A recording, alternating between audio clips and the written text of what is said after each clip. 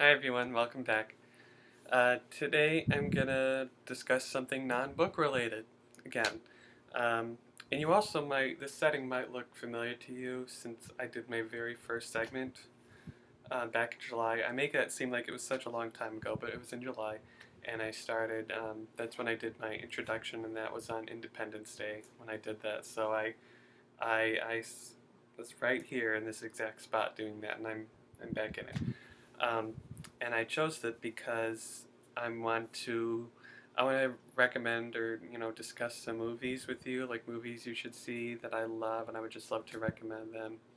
Um, it's also TV shows too, but I'm only gonna I make this just for movies, just to name a few, what I love about them, and why I think you'd like them. And I'm gonna get started right now. Okay, so the first movie is 2012. I loved this. I was on the edge of my seat. Not just out of expression. I was literally on the edge of my seat.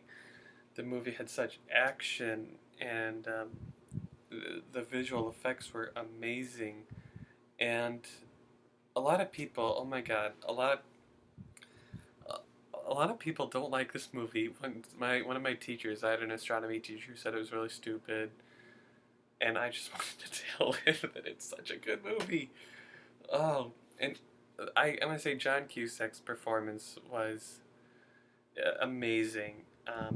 Normally you don't do this for like action movies or sci-fi. You don't talk about the performances because those are like never nominated for an Oscar. Those like it said that he would never ever have been nominated for Best Actor for this, but I think he should have. His character as a man who was going to great lengths and risking his life to save his family, and such a dedicated father and sort of ex-husband, and but still, it was amazing. He was great. The visual effects are great. I was really on the edge of my seat. This is a movie that you should see it in theaters. It's because then I got this on DVD. It's just the watching it's not really the same experience as when I had seen it in theaters, and yeah, it's just amazing, really amazing. Okay, now let's get into some comedies here, and now I have Easy A. This was like okay, if you okay, it's a different movie, but if you hadn't seen Mean Girls, you really have not seen such a classic comedy. This, when I saw this, I described it as the best teen comedy since Mean Girls. Emma Stone is hilarious. I hope you're watching this. And this movie is hilarious. It's um, I have a bit of a prop here, but I have a copy of The Scarlet Letter. I haven't read this, so I know what it's about, of course, but I have not read it yet. Um, and I claim I only know what it's about just because I've seen Easy A, and it's really funny. Emma Stone was nominated for a Golden Globe for this too. It's hilarious. It's it's really the best. That's why I said it's the best teen comedy since Mean Girls. It doesn't top Mean Girls as comedy, but it was really hilarious. Okay, next is Peace, Love, and Misunderstanding. If this is a good movie, if you like the '60s, it doesn't take place in the '60s. It takes place in modern day. But Jane Fonda's character is a woman who she hasn't really. She's sort of still living in the '60s because she's always trying to promote peace and love. And, this is a good movie too. It's a dramedy. If you know what dramedy is, um, then I hope you know. Let's just say hope you know what dramedy is because a real film geek knows the word dramedy. It's drama comedy. It's they're movies that um, they're they're uh, they're considered comedies. They're meant to be comedies, but they have elements to them that are very dark. Movies like Juno and Little Miss Sunshine, two of which I have, and Mean Girls too. And I like this because it's funny, but it also has moments that are more touching. They're more emotional, and I also hope you're watching this, but I love Catherine Keener, and I kind of I don't want to say I feel bad, but Catherine Keener, she never plays. In a lot of limited released movies. She's not really um, as big. Um, she used to be like in Being John Malkovich or Simone. The latter, I have that. I have Simone, and it's she's good in it. She's really great. I like her character, and I wish she had roles that were in movies that were more wider and bigger. She's always in limited movies, and I didn't see this in theaters. I wanted to see it, but I couldn't because it was a limited release. So I found it on DVD at Best Buy, and I got it. And I loved it. I really did. Okay, now I want to discuss a drama, and that is American Beauty. I don't know what to say. This is amazing. It won Best Picture. It won 5 Oscars. I think this is one of Kevin Spacey's best performances too. Okay, one Best Actor. Um, but this is an amazing movie. The way it was written and acted, and how the rose is such a good metaphor for the whole thing. It's an incredible movie. I really, oh goodness, the only words I can describe this are amazing, incredible. There's gotta be bigger words than incredible. I don't, I don't know. It's brilliantly written and acted and directed, and um, this is a movie that the other movies I featured, yeah, they're good if you want to watch. Oh, it's a rainy day. Let's watch a movie. But this is not a movie you would do that for. This movie, when you watch it, you really have to study it, and you can't just watch it just to watch it.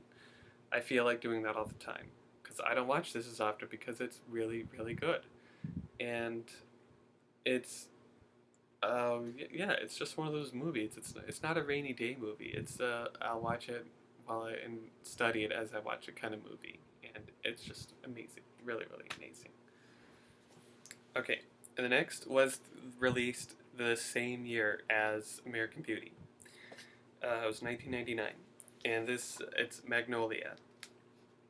Again, a movie that's just incredibly written, um, and this movie it's the only Paul Thomas Anderson movie I watched, and it's a good movie with really good acting and storyline. It's a really complex storyline. I don't watch this that often because it's a 3 hour long movie, and if I'm going to recommend that if you watch this, you kind of want to watch it in the morning or early afternoon.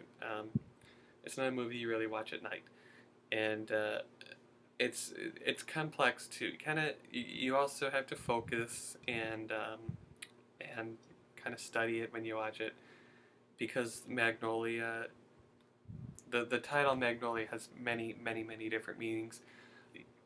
You should really see this movie. It's I can't I don't want to top this with I don't want to rank this above American Beauty, but because I you heard me discuss that one.